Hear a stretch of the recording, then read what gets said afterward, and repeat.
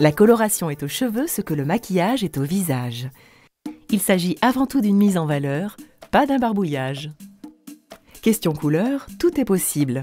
Modifier la teinte, passer du blond au brun ou au roux. Vous pouvez aussi simplement raviver votre couleur naturelle, lui donner des reflets, du velouté ou du relief. Mais soyons francs, décoloration, teinture chimique, mèche régulière reste l'affaire des spécialistes. Les colorations légères, aux plantes, sont intéressantes car elles n'agressent pas le cuir chevelu. Coloration maison.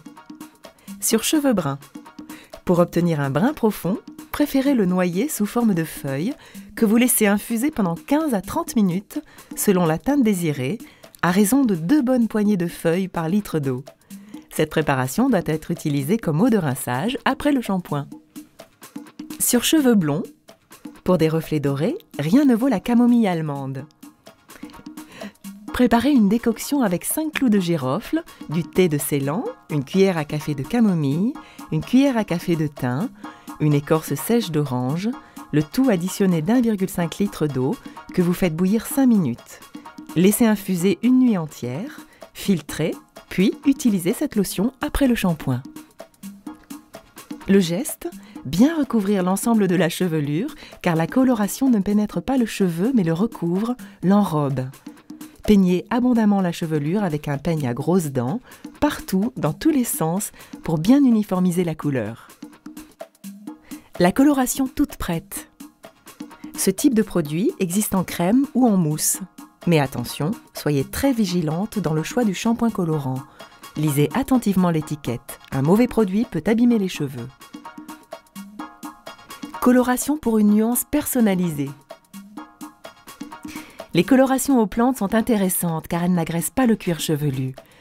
Pour obtenir une nuance personnalisée, faites faire le dosage par un spécialiste et appliquez le mélange chez vous. Un bon moyen d'entretenir sa couleur entre 2 séances chez le coiffeur.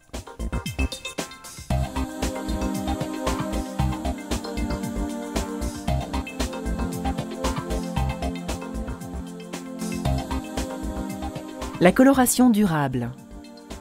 Ces colorations nécessitent une touche d'essai à la première tentative et à chaque fois que vous changez de marque. Même si la probabilité est faible, il est toujours possible que vous soyez allergique à un des composants. Pour couvrir les racines, vous pouvez utiliser une coloration sans danger, aux extraits de végétaux, mais qui contient des agents oxydants, donc plus agressifs pour les cheveux. Le mélange est à faire soi-même, il doit être utilisé aussitôt. Suivez bien les indications données dans le conditionnement et utilisez tout ce qui est dans la boîte. La coloration se fait sur cheveux secs, en général avant le shampoing. Attention, une permanente ou un défrisage sur une coloration risque de rendre le cheveu sec et cassant. Et n'oubliez pas, une coloration n'est pas un cache-misère. Elle n'est en effet réussie que sur un cheveu sain, souple et brillant. Le geste, munissez-vous d'un peigne à manche fin et d'une pipette percée d'un trou gros comme une tête d'épingle pour laisser la couleur s'écouler lentement. Tracez des raies et appliquez la couleur sur tout le crâne. Commencez par l'avant de la tête pour plus de commodité. Tracez une raie au milieu, puis de petites raies à gauche et à droite. Laissez poser 20 minutes, puis allongez la coloration avec le peigne à dents. Bien peigné pour unifier la teinte.